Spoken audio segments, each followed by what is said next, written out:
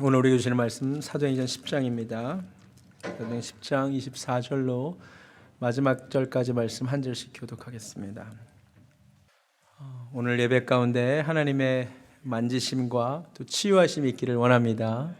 지금 한국이 굉장히 혼란스럽고 오늘 우리도 이렇게 예배 인원이 많이 준 모습을 보게 됩니다. 속히 이 사태가 진정되고 해결되기를 정말로 소원합니다. 오늘 보면 24절을 보겠습니다. 이튿날 가이사랴에 들어가니 고넬료가 그의 친척과 가까운 친구들을 모아 기다리고 있습니다. 이 한 구절을 묵상하는데 참 은혜와 도전이 되었습니다. 베드로를 청해놓고 베드로를 만나기 위해서 온 가족이 모여서 기다립니다. 단지 온 가족만이 아니라 친척과 가까운 친구들까지 모아서 기다리고 있습니다. 우리는 언제 가족들을 모읍니까? 경조사가 있을 때 모읍니다. 그렇죠? 결혼식 같은 경조사가 있을 때 초대합니다. 그런데 고넬료는 하나님의 말씀을 듣기 위해 온 가족을 초대했습니다. 얼마나 간절하게 얘기했을까요? 꼭 와야 된다고, 중요한 만남이라고. 여러분, 우리가 한 차례라도 말씀을 듣기 위해, 예수님을 소개하기 위해 가족들과 친구들을 모은 적이 있습니까? 우리에게 이런 모습이 있기를 원합니다. 저희 교회가 온가족 예배를 좀 드려보자고 올해부터 좀 강조해서 말하고 있습니다. 아이들에게 2부나 3부 중에 하나 어른들과 같이 예배를 드리고 그 다음에 부서 예배 드리라고 초청을 하고 있습니다. 잘 되고 계십니까? 잘 말을 안 듣죠. 오늘 고넬료가 도전이 되는 게 무엇이냐면요, 고넬료가 오라고 했더니 온 가족이 다 온다는 거죠. 여러분, 이거 도전받아야 됩니다. 집에서 아이들이 부모의 말에 순종하고 순복하는 모습이 있다면 참 복받은 것입니다. 여러분, 한번 아이들한테 오늘 이렇게 또 앞에서 말 잘 듣고 이렇게 아이들이 앉아 있잖아요. 이건 너무너무 감사한 일인 거예요. 왜냐하면 아이들이 사춘기만 좀 되면 말을 안 들어요. 부모가 이렇게 하자 그래도 말을 안 듣습니다. 여러분, 가정에서 영적인 권위가 우리에게 있기를 정말로 원합니다. 컨트롤할 힘이 없다면 너무 슬픈 일입니다. 예수 믿는 사람이 집안에서 영향력이 있어야 됩니다. 창세기에 나오는 아브라함의 조카 롯의 비극이 무엇이냐면 소돔과 고모라가 곧 멸망한다고 사위한테 얘기하는데 성경에 뭐라고 나오냐면 그들이 그 말을 농담으로 여겼더라, 이렇게 나옵니다. 말을 듣지 않습니다. 사무엘상 2장에 보면 엘리가 자기 두 아들의 비행을 듣고 뭐라고는 해요. 훈계를 합니다. 그런데 성경에 분명히 뭐라고 나오냐면 아들들이 그 말을 듣지 않았다라고 말합니다. 권위주의는 우리가 배격해야 되지만 우리에게 영적인 권위가 좀 있어야 되는데 우리 교회에 속한 가정들마다 아버지에게, 어머니에게 영적인 권위가 좀 회복됐으면 좋겠습니다. 사실 인간이 할 수 있는 일이라는 게 결국 이렇게 초청하는 것밖에 없습니다. 사람을 변화시키시는 일은 하나님만이 하시죠. 그러나 우리가 하나님께서 일할 수 있도록 우리가 통로가 되어야 할 줄로 믿습니다. 이번 4월 12일 부활절 새생명 전도 축제를 한다 그랬고 121명의 전도 대상자가 보고되었습니다. 감사합니다. 우리는 초청할 뿐입니다. 역사는 주님이 하실 것입니다. 아멘. 그에게 또 도전이 되는 모습이 무엇이냐면 25절인데요. 마침 베드로가 들어올 때에 고넬료가 맞아 발 앞에 엎드려 절합니다. 여러분, 이건 굉장히 놀라운 모습이지요. 고넬료는 로마 사람입니다. 로마 군대의 백부장입니다. 지배자입니다. 그러나 피지배민인 이스라엘 사람, 그것도 어부 출신 베드로에게 엎드려 절합니다. 무엇 때문입니까?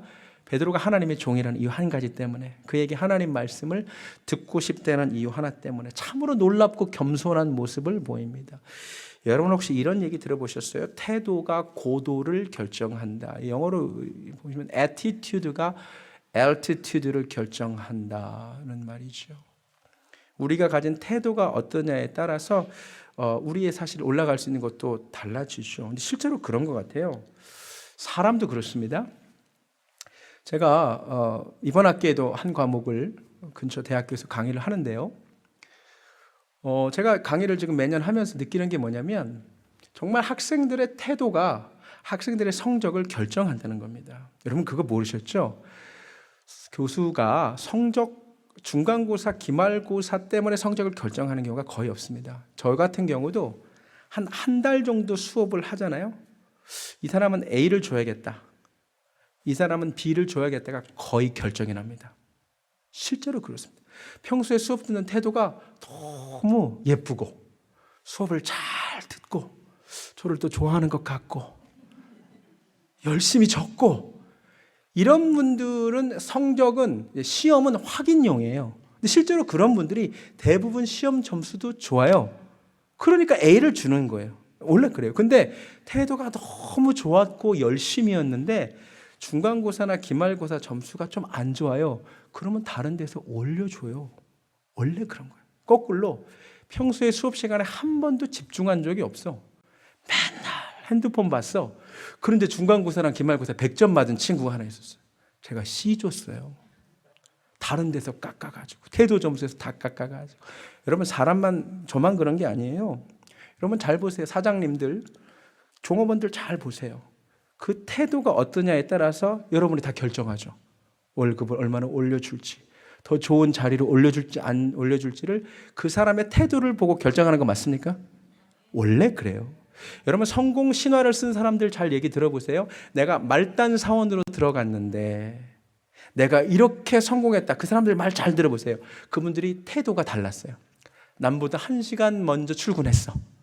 그래서 시키지도 않았는데 청소를 했대. 뭐 그런 얘기 다 들어보셨잖아요. 그게 사장님 눈에 또 우연히 뛰게 돼 있어. 또 어떻게 그래가지고 픽업돼가지고 나는 아무것도 없는데 이렇게 됐다. 심지어 뭐 사장 집에 그 사회가 됐다. 이래가지고 이런 얘기 못 들어보셨어요? 원래 그런 거예요. 태도가 내가 올라갈 수 있는 고도를 결정합니다. 우리 교회 부교육자분들도 마찬가지예요. 제가 이제 담임 목사가 돼서 우리 부교육자분들 선발할 때 제가 이력서 보고 선발하지 않습니다. 난 사실 저희 교회 부교육자분들이 어느 학교 나왔는지도 사실 지금도 잘 몰라요. 그게 아니에요. 이력서는 그냥 확인용이고 만났을 때의 태도예요. 애티튜드, 그리고 함께 사역할 때의 태도가 그 다음을 결정하는 겁니다. 그런데 하나님도 그러세요. 여러분, 하나님 앞에 우리의 태도가 우리의 은혜 받음을 결정합니다. 하나님은 겸손한 자에게 은혜를 베푸시고 교만한 자를 대적하신다고 성경이 말합니다. 내가 낮고 겸손한 자세로 하나님 앞에 나오면, 그 태도로 하나님 앞에 나오면 하나님이 그에게 은혜를 더하십니다. 이게 성경적입니다. 할렐루야. 홍수가 나도 높은 산은 잠기지 않습니다. 아무리 이곳에서 빌리 그레이엄 목사님이 와서 설교를 해도 마음이 높고 교만하면 절대 은혜 받지 못합니다. 설교자가 조금 시원찮아도 마음이 낮고 겸손하면 다 은혜 받게 되어 있습니다. 비가 많이 오지 않아도 저 지대는 잠깁니다. 여러분, 내가 마음을 낮고 겸손하게 사모함으로 하나님 앞에 나오면 어떤 말씀에도 은혜가 됩니다. 정말이에요. 목사님 설교 가지고 그러지 마세요. 예수님이 목사님들 편이에요. 예수님이 씨 뿌리는 비유하셨잖아요. 뭐라 그랬어요? 씨가 문제가 아니요, 밭이 문제야. 주님이 하셨어요. 할렐루야. 예수님이 목사님들 편이라니까요. 설교가 어쩌고 저쩌고 그거 아니에요. 내 마음이 낮고 겸손하면, 내 마음이 옥토밭 같으면 그 말씀에 다 은혜 받게 되어 있습니다. 정말입니다. 고넬료의 이 겸손한 모습, 실제로 그는 33절에 이렇게까지 말합니다. 이제 우리는 주께서 당신에게 명하신 모든 것을 듣고자 하여 다 하나님 앞에 있나이다. 베드로를 만나는데 하나님 앞에 있는 것과 같은 모습으로, 그 모습으로 온 거예요. 우리가 비록 제가 서 있지만 우리가 하나님 앞에 서 있는 마음으로 교회에 오기를 원합니다. 데살로니가전서 2장 13절에 우리가 하나님께 끊임없이 감사함은 너희가 우리에게 들은 바 하나님의 말씀을 받을 때에 사람의 말로 받지 아니하고 하나님의 말씀으로 받음이니 진실로 그러하도다. 이 말씀이 또한 너희 믿는 자 가운데서 역사하느니라. 우리가 하나님의 말씀을 사모함으로 들을 때에 하나님 역사하실 줄로 믿습니다. 이제 베드로의 모습을 봅시다. 베드로는 고넬료가 자기 앞에 엎드리는 모습을 보고 이렇게 반응하죠. 26절에 베드로가 일으켜 이르되 일어서라, 나도 사람이라. 당연한 이야기죠. 그러나 사실 이 당연한 이야기를 하지 않는 사람들이 있는 것이 문제입니다. 우리는 누군가 우리를 높일 때, 대단한 존재로 지켜 세울 때 자꾸 망각합니다. 내가 진짜 대단한 존재가 되었나 보다. 제가 군대에서 장교로 복무를 했는데요. 저희가 40개월 복무를 합니다. 4개월 훈련받고 36개월을 자대에서 근무를 합니다. 제대 한 달 앞두고 다시 훈련했던 진주 교육사령부에 모여서 홈커밍 행사를 합니다. 제대를 앞두고 동기생들이 다 모였습니다. 제가 굉장히 재밌는 사실을 그때 발견했습니다. 지난 3년간 어떤 보직을 맡았느냐에 따라서 그 동기들의 모습이 달라져 있습니다. 저는 행정과장이었습니다. 보직이 주로 행정일, 행사, 의전 담당하는 일을 했었습니다. 누구는 뭐 헌병대에서 일했고, 누구는 뭐 중대장이었고, 누구는 신병대에 있었습니다. 제가 훈련 받을 때 굉장히 인상이 좋았던 한 친구가 있었습니다. 굉장히 겸손하고 처음 이렇게 좀 유약하고 참 괜찮다, 사람이 참 착하다 라는 사람이 있었는데 3년 만에 만났는데 이 친구가 완전히 달라져 있는데 얼마나 교만하고 아나무인이고 얘가 왜 이렇게 변했지 들어봤더니 지난 3년간 뭐 했나 봤더니 신병 교육대에서 있었다는 거야. 하는 말이 자기 말 한마디에 3,000명이 움직이대요. 자기가 엎드려 뻗쳐 그러면 3,000명이 엎드려 뻗치고, 자기가 굴러 그러면 3,000명이 구른대요. 자기가 이집트 왕자 된 기분이었대. 자기 말 한마디에 사람이 계속 이렇게 움직이는 것을 보고 사람이 변하는 거야. 내가 마치 대단한 존재인 것처럼. 여러분, 사람들이 우리를 높일 때 우리가 헷갈리지 않기를 원합니다. 아멘. 이단이 누구냐면요, 내가 대단한 존재라는 거예요. 내가 사람이 아니라는 거예요. 신천지가 이번에 코로나 바이러스 때문에 드러나서 너무 감사한데, 이만희가 뭐라 그러냐면 나는 이긴 자라는 거예요. 나는 보통 사람이 아니라는 거예요. 내가 요한계시록을 유일하게 해석할 수 있는 자라는 거예요. 황당한 이야기를 하는 거예요. 제정신이 아닌 거죠. 그런데 그걸 믿어요. 진짜 주의 종들은 그렇게 얘기 안 하죠. 뭐 박태선, 문선명, 안상홍, 정명석 이런 이단들의 공통점이 뭐냐면 다 자기가 사람 이상의 특별한 존재라는 거예요. 속지 마세요. 이 가운데 없기를 바랍니다만, 지난주에 우리 교회 구원파가 왔어요. 지난주에 우리 교회 구원파가 와서 저한테도 브로셔 주고 가길래 제가 일로 와서 예배 드리고 가라 그랬어요. 우리 교회도 없기를 바라지만 혹시 신천지가 있다면 잘 들으세요. 이만희가 무슨 이긴 자야. 좀 있으면 죽어서 많은 이들을 미혹하게 한 벌로 영원한 형벌 받을 불쌍한 죄인이지 무슨 이긴 자예요. 깨닫는 은혜가 있기를 원합니다. 진짜 주의 종들은 베드로처럼 반응하는 거예요.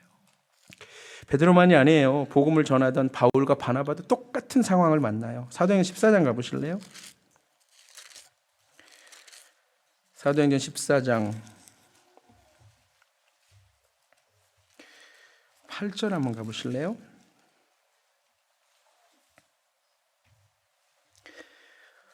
루스드라에 발을 쓰지 못하는 한 사람이 앉아 있는데 나면서 걷지 못하게 되어 걸어본 적이 없는 자예요. 근데 바울이 주목하여 구원받을 만한 믿음이 있는 것을 보고 큰 소리로 이르되 내 발로 바로 일어서라 하니 그 사람이 일어나 걷습니다. 기적이 일어납니다. 근데 사람들이 어떻게 반응하느냐?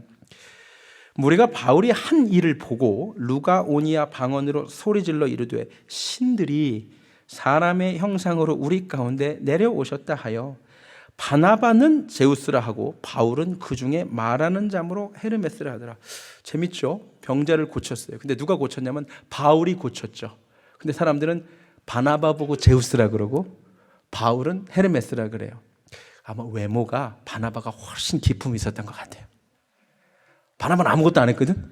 그냥 서 있었는데 바울이 고쳤는데 바나바 보고 제우스라 그러고 바울은 외모가 이렇게 좀 약했던 것 같아요. 헤르메스라고 얘기를 합니다. 그래서 시외 제우스 신당의 제사장이 소와 화환들을 가지고 대문 앞에 와서 무리와 함께 제사하고자 하니 이때 두 사도의 반응을 보십시오. 바나바와 바울이 듣고 옷을 찢고 무리 가운데 뛰어들어가 소리질러 이르되 여러분 어찌하여 이런 일을 하느냐? 우리도 여러분과 같은 성정을 가진 사람이라. 아멘. 이게 진짜 주의 종들이 보이는 자세입니다. 특별하지 않다는 거죠. 이단 교주만큼은 아니어도 우리도 자꾸 특별한 존재로 숭배와 인정을 받으려는 욕구에 사로잡힐 때가 있습니다. 그런데 그러면 안 됩니다. 내가 중요한 일을 맡았다는 것과 내가 중요한 사람이라는 말은 동의어는 아닙니다.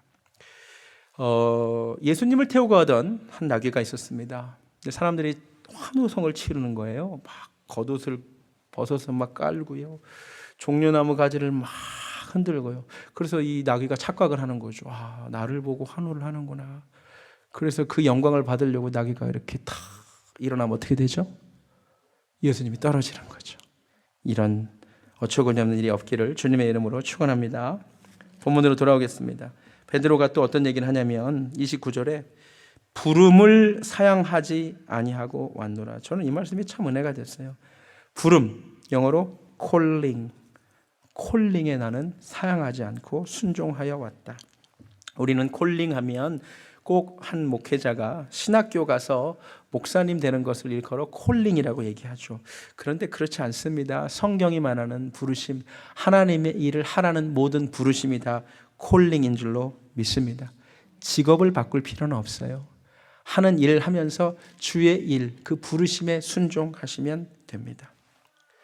부르심에 사양하지 않기를 원합니다. 아멘? 자, 만약에 교회에서 구역종이 너무 필요한데 구역종으로 좀 섬겨주시면 좋겠다. 그럼 어떻게 해야 돼요? 부르심을 사양하지 않고 순종하기 원합니다. 우리 성도님들이 너무 정직해가지고 방어 자세를 이제 먼저 취하시는데, 아니 말씀은 말씀이고 적용은 따로야. 그러니까 그러지 말라고요. 교회에 교사가 필요해요. 교회에 어떤 헌신이 필요해. 그럴 때 부르심이 있다고요. 이게 꼭 하나님의 부르심만 아니라 교회의 부르심이 있어요. 목회자의 부르심이 있어요. 그 부르심에 부를만 하니까 부르는 거예요. 사실은 교회가 보기에, 목회자가 보기에 부를만 하니까 부르는 거거든요. 그 부르심에 사양하지 않고 순종하는 은혜가 있기를 원합니다. 부름받아 나선 이 몸 어디든지 가오리라. 여러분이 너무 부담 없이 불러요. 왜? 이건 목사님들이 부를 거거든. 그렇죠? 나하고 상관없는 얘기거든.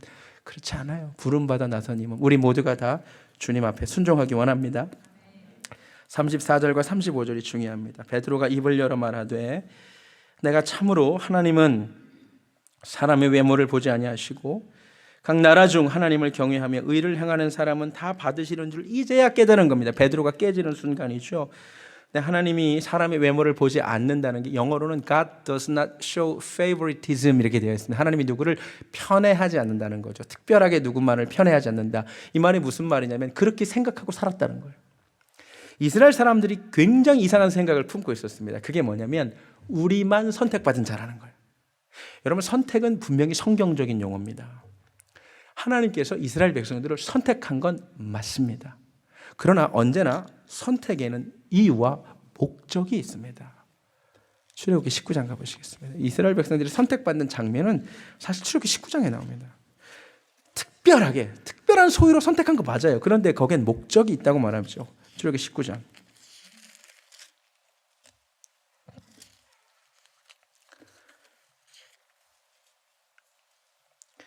(5절) 세계가 다 내게 속하였느니 모든 세계가 하나님께 속해 있습니다.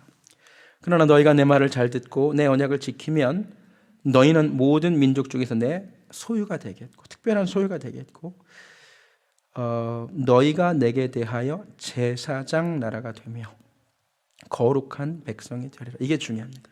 하나님 이스라엘 백성들을 특별히 정말 소중하게 여기신 거 맞아요. 택하신 거 맞아요. 그런데 목적이 있어요. 무엇을 삼기 위하여? 제사장 나라로 삼기 위해서. 이스라엘은 제사장 나라로 선택받은 거예요. 제사장의 역할이 뭔데? 하나님과 사람 사이의 중보자가 제사장 아니에요. 그럼 이스라엘을 제사장 나라로 택하셨다는 말은 이스라엘을 통하여 열방이 하나님께로 오기를 원하시는데 이 일을 위하여 이스라엘을 특별히 사명을 주어 선택하셨다는 뜻이에요. 할렐루야. 근데 이스라엘 백성들이 요거는 뒤에는 다 까먹었어. 제사장 나라가 되는 것은 다 잊어버렸어. 우리만 특별한 소유와 특별한 선택을 받았어. 우리만 예정받은 거야. 이방인들은 멸망받을 것들이야. 심지어 지옥 뗄감들이야. 개야, 돼지야 이렇게 돼버린 거예요. 이 어처구니 없는 생각을 이스라엘 백성들이 지금까지 하고 있습니다. 베드로가 그 생각에 사로잡혀 있습니다. 복음이 이방인에게 넘어가지 않습니다. 그래서 주님이 그것을 깨는 것입니다. 여러분, 우리가 선택받은 줄로 믿습니다. 저와 여러분이 택함 받은 줄로 믿습니다. 그러나 왜 택함 받았냐를 아셔야 됩니다. 먼저 택함 받은 이유는, 미리 택함 받은 이유는 우리를 통하여 열방이, 이방이, 주님을 모르는 이들이 하나님께 돌아오라고 우리를 먼저 택하신 줄로 믿습니다. 본문으로 돌아와서 한번 확인해 볼까요? 자, 사도행전 10장에서 베드로가 하는 얘기가 무엇이냐면, 야, 하나님 진짜 모든 사람 다 받으시는구나. 그런데 택함은 먼저 있어요. 보세요. 41절. 모든 백성에게 나타나신 것은 아니고 오직 미리, 먼저죠. 먼저 택하신 자들이 있어요. 미리 택하신 증인을 있어요. 곧 죽은 자 가운데서 부활하신 후 그를 모시고 음식을 먹은 우리에게 하신 것이라. 예, 택함 있었어요. 누구를 택한 거예요? 제자들을 먼저 택하셨어요. 성경에 분명히 미리라고 나옵니다. 미리 택했어요. 그런데 그 사람들만 택한 건 아니에요. 그렇죠? 먼저 택하여 뭘 주신 거예요? 사명을 주신 거예요. 그럼 이들이 뭘 해야 돼? 택함 받은 자가. 이 42절. 자, 택함 받은 우리는 뭘 해야 돼? 우리에게 명하사. 그다음에 뭐 해야 돼요? 백성에게 전도하되. 할렐루야. 헷갈리면 안 돼요. 택함이 있어요. 주님이 택하세요. 사명을 주시고 택하세요. 먼저 택하세요. 택함 받은 우리는 전도할 사명이 있음을 깨달으시기 바랍니다. 이게 오해가 돼서 하나님이 나를 택했어. 난 구원하기로 택하셨어. 쟤는 버리기로 택했어가 아니에요. 하나님이 나를 먼저 택하셨어요. 미리 택하셨어요. 우리에겐 전도할 사명이 있는 줄로 믿습니다. 43절에 그를 믿는 사람들이 다, 모두 다 그의 이름을 힘입어 죄 사함을 받는 줄로 믿습니다. 누구든 예수 믿으면 구원 받습니다. 우리는 먼저 택함 받았고 아직 듣지 못한 이에게 전해야 할 줄로 믿습니다. 코로나 바이러스로 인해 우리가 여러 가지 성경적 교훈을 얻을 수가 있습니다. 기독교가 말하는 원죄 교리가 얼마나 우리가 적용할 수 있는지 이번에 알게 됩니다. 성경은 이렇게 말합니다. 아담 한 사람으로 인하여 죄가 들어왔다고. 아담 한 사람으로 인하여 죄가 세상에 들어왔고 그로 인하여 온 인류에게 전염되었다라고 말합니다. 우리는 이 원죄 교리에 강한 거부감을 표시합니다. 왜 한 사람이 잘못됐는데 왜 내가 죄인이란 말이냐. 그런데 요새 코로나 바이러스를 보십시오. 한 사람 때문에 그 죄의 바이러스가, 그 병의 바이러스가 퍼지는 겁니다. 죄의 바이러스 똑같은 겁니다. 14세기에 유럽 인구의 3분의 1을 죽인 흑사병이 배 한 척에 들어온 패스트균 때문이었습니다. 그 배 한 척에 들어와 그 배에서 내린 선원들로 인하여 유럽 전역에 질병이 퍼졌습니다. 이게 죄의 원리와 똑같습니다. 아담 한 사람으로 인하여 죄의 바이러스가 이 세상에 들어와 우리 모두에게 퍼진 겁니다. 이 세상이 지금 코로나 바이러스의 백신을 손꼽아 목 놓아 기다립니다. 온 인류가 걸린 죄라는 질병, 이 바이러스의 백신이, 해결책이 예수 그리스도이신 겁니다. 믿으십니까? 백신을 맞아야 구원받는 거예요. 예수를 믿어야 구원받는다는 것은 바로 그런 의미입니다. 우리가 먼저 맞은 자인 줄로 믿습니다. 나는 선택받았나 보다. 예, 선택받았어요. 먼저 맞았으니까. 그 다음에 어떻게 해야 돼요? 아직 모르는 이들에게, 아직도 죄 질병에 시달리는 이들에게 그 백신을, 예수를 전할 책임이 우리에게 있는 줄로 믿습니다. 영접하는 자, 곧 그 이름을 믿는 자들에게는 누구든 하나님의 자녀가 되는 권세를 주십니다. 하나님이 세상을 이처럼 사랑하사 독생자를 주셨으니 이는 저를 믿는 자마다 멸망치 않고 영생을 얻습니다. 택함은 사명을 위한 택함임을 깨달으시기 바랍니다. 로마서에서 사도 바울이 하는 이야기가 그겁니다. 이 얘기만 하고 마칠게요. 로마서 1장. 택함을 오해하지 마십시오. 로마서 1장에 사도 바울이 택함이라는 말로 시작합니다. 내가 택함 받았다는 겁니다. 그리고 사명 이야기를 합니다. 1장 1절을 보니까 예수 그리스도의 종 바울은 사도로 부르심을 받았죠. 하나님의 복음을 위하여 택함을 입었어요. 예, 분명히 택함이 있습니다. 성경적입니다. 택함은. 그런데 택함의 목적이 무엇이냐? 5절. 그런 말미암아 우리가 은혜와 사도의 직분을 받아, 내가 선택받아 직분을 받았는데 그의 이름을 위하여 모든 이방인 중에서도 믿어 순종하게 하려고 나는 택함 받은 거예요. 아멘. 여러분, 예수님 우리가 먼저 믿었습니다. 택함 받았습니다. 우리를 통하여 열방이, 예수님을 믿어 순종하는 역사를 보기 원합니다. 본문으로 돌아오겠습니다. 44절에 베드로가 이런 설교를 할 때에, 베드로가 이 말을 할 때에 성령이 말씀 듣는 모든 사람에게 내려옵니다. 할렐루야입니다. 성령님은 언제 체험되느냐? 우리가 간절히 기도할 때도 성령님이 임하시지만 우리가 하나님의 말씀을 듣는 그 순간에 성령님 임재하심을 믿습니다. 우리가 지금 말씀을 나누는 이 순간에 주님이 우리 가운데 임재하셔서 우리로 말씀을 조명하게 하시고 깨닫게 하시는 줄로 믿습니다. 조명한다는 것. 여러분, 밤에 조명이 없으면 잘 안 보이죠. 건물 모양도 잘 안 보이죠.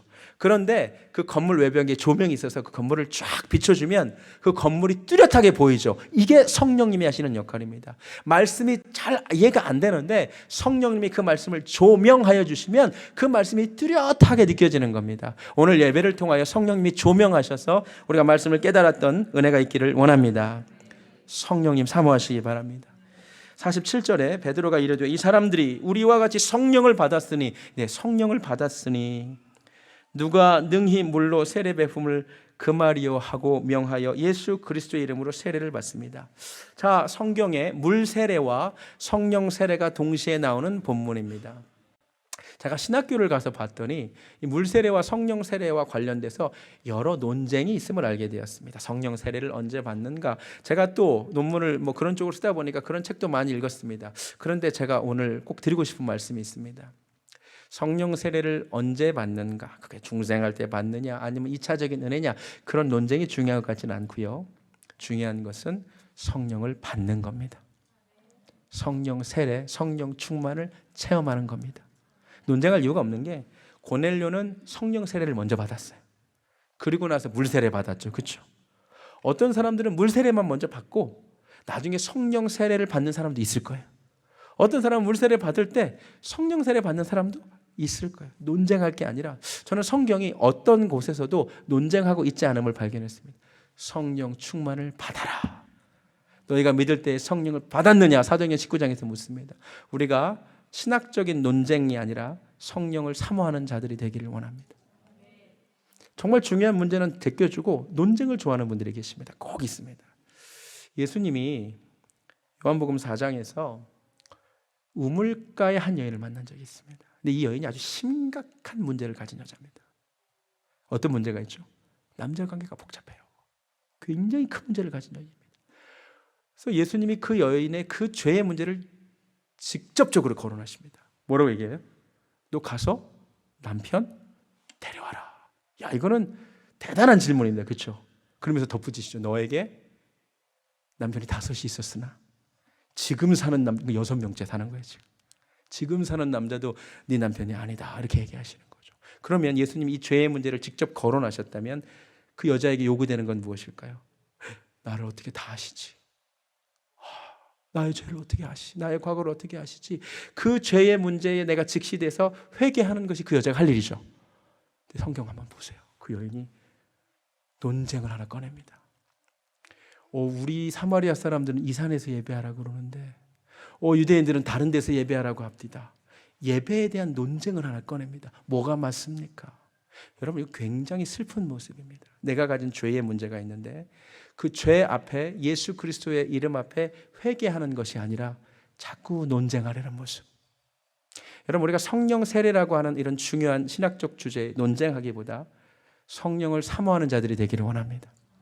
아멘. 구원에 대해 논쟁하는 자들이 아니라 예수 그리스도의 이름에 그 구원의 능력을 사모하는 자들이 되기를 정말로 원합니다. 오늘 말씀을 들을 때 성령님이 여러분을 감각시키시고 조명하여 주셨기를 원합니다. 사도행전 10장을 마칩니다. 고넬료와 베드로 두 사람의 만남 이야기가 사도행전 10장이었습니다. 이 만남이 참 아름답죠. 주님이 주관하셨던 만남. 두 사람을 연결하신 분이 하나님. 여러분, 이 만남이 여러분 인생에 경험되기 원하는데 배우자를 찾고 계시는 분이 계십니까? 배우자를 이렇게 하나님께서 연결하여 주시기를 원합니다. 사업 파트너도 하나님이 이렇게 연결하여 주시기를 원합니다. 두 만남이 얼마나 유익이 있냐면 베드로도 베드로대로 고정관념이 깨져서 성장하고 고넬료는 이 만남으로 예수님을 소개받고 성령님을 체험합니다. 우리 교회에 이런 복된 만남이 계속되기를 원합니다. 찬양하겠습니다. 모든 민족에게 주 성령 부어주소서. 우리 교회가 성령님 사모하기를 원합니다. 논쟁이 아니라 사모하기 원합니다.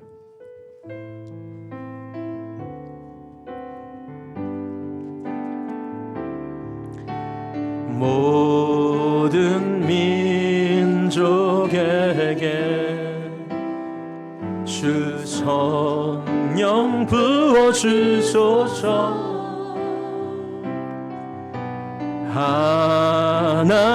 하나님의 백성 주의 말씀 주시고 꿈과 환상 주사 주의 비밀 알리소서. 우리 믿사오니 하늘이 주의 날 선포케한 그날에 주의 영이 임하여 그날에 주의 영이 임하 큰 부흥이 땅 위에 일어나리라. 큰 부흥이 땅 위에 일어나리라. 모든 영혼 깨어 일어날 때 주 예수를 부르는 자는 구원. 그날에 주의 영이 임하여 그날에 주의 영이 큰 구원 보기 원합니다. 큰 구원이 땅 위에 일어나리라. 모든 영혼 깨어 일어 주 예수를 부르는 자는 주 예수를 부르는 자는 구원되리. 우리 다 같이 눈을 감습니다. 고넬료의 모습 가운데 도전을 받습니다. 그런 말씀을 듣기 위해 온 가족을 모았습니다. 아니 그의 말에 온 가족이 순종했습니다. 나는 이런 영적 권위를 이미 잃어버린 것은 아닙니까? 자식들이 도무지 말을 듣지를 않습니다. 하나님, 가정마다 무너진 이 아버지와 어머니의 권위를 주님 불쌍히 여겨 주시옵시고 가정에서 영적인 권위들이 회복되게 하여 주시옵소서. 우리가 할 수 있는 일은 초청밖에 없습니다. 초청하고 초대할 때에 주님이 만져주시기를 원합니다. 그 발 앞에 엎드려 겸손하게 말씀을 들으려고 했던 고넬료의 모습을 봅니다. 하나님, 내가 언제부턴가 귀가 너무 높아졌습니다. 말씀을 듣는 태도가 너무나 마음이 높아졌습니다. 목회자의 설교를 평가하고 점수 매기는 모습을 보게 됩니다. 주님, 우리가 낮고 겸손한 마음으로 주님 말씀 선포될 때 언제나 그 은혜에 잠기는 은혜가 있게 하여 주시옵소서. 하나님 아버지, 우리가 먼저 선택받았습니다. 분명히 우리는 선택받았습니다. 우리만 구원받은 것이 아니라 우리가 먼저 이 기쁜 소식을 전할 자로 다른 이들을 전도하여 그들도 믿어 순종하게 하라고 먼저 선택받았습니다. 선택받은 자로서 복음 전하는 자들 되게 하여 주시옵소서. 하나님이 만남의 축복, 베드로와 고넬료의 그 만남의 축복이 우리 교회 가운데 있기를 원하며 말씀을 들을 때마다 성령이 우리 가운데 내려오셔서 깨닫게 하시고 책망하시고 조명하여 주시고 바르게 하여 주시고 생각나게 하여 주시옵시고 아버지 하나님, 이 말씀에 굴복하는 은혜가 우리 가운데 있게 하여 주시옵소서. 겸손한 자에게 은혜를 베푸시는 주님을 찬양합니다. 이제는 우리 주 예수 그리스도의 은혜와 하나님 아버지의 극진하신 사랑과 성령님의 역사하심이 겸손한 마음으로 주의 말씀을 듣고 은혜를 사모하는 사랑하는 베들기의 성도님들 머리 위에 지금부터 영원까지 함께 하시기를 간절히 축원하옵나이다. 아멘.